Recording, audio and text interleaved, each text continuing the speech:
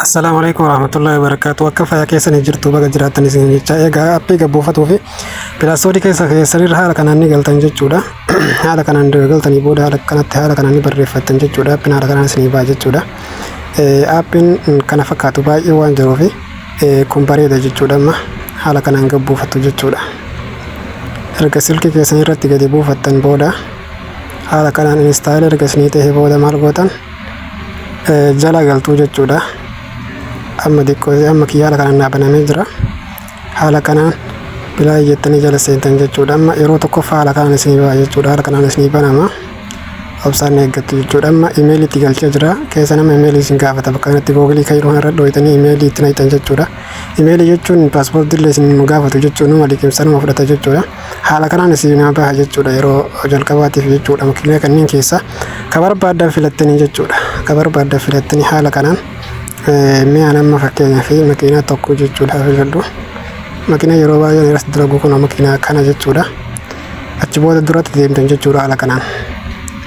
Achi booda loading jedhee barbaadaa jira jechuudha. Haa isinii banamu obsaan eeggattan haala kanaan banamee jira jechuudha. Achi booda eeksii kana yoo isinii fide jira dhooytanii irraa deebitanii haala kanaan erga isinii bahe booda akkana makiinaa jechuudha. Boota irratti barreessuu barbaadan san jechuudha. Akkanatti sirreeffatan jechuudha haala kanaan. Achi booda haala kanaan erga sirreeffatanii booda jechuudha. Ka tokkoffaarra jiru irratti rukuttan jechuudha. Silka yoo irratti eegasii rukuttanii haala kanaan jechuudha. Ammallee teekistirra dhooytanii jechuudha. Waan barreessuu barbaadan san irratti barreeffatanii jechuudha. Mee fakkeenyaaf ani maqaa kiyyaa barreessu haala kanaan jechuudha. Maqaa kiyya erga barreessee booda maal godha asiin jechuudha.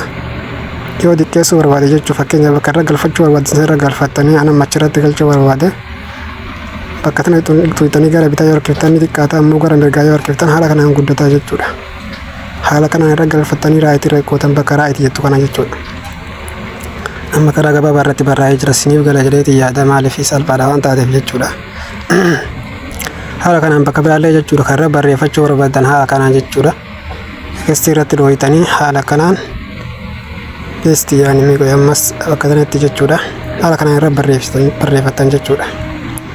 Achi booda haala kanaan irratti ergatti barreeffatanii irraa baatan booda kanallee akkuma haaluma kanaan guddifatan jechuudha. Bakkuma kana tuutanii jechuudha. Achi booda raayitii irratti bootanii jechuudha. Karaa salphaan maqaan irratti barraa'ee jira jechuudha. Haala kanaan alaaballee akkaataa jechuudha irratti barreeffatan isin garsiisa. Yoo viidiyoo kana keessatti nan dhaqqabsiisin jechuudha. Viidiyoo biraas isin hojjedha jechuudha.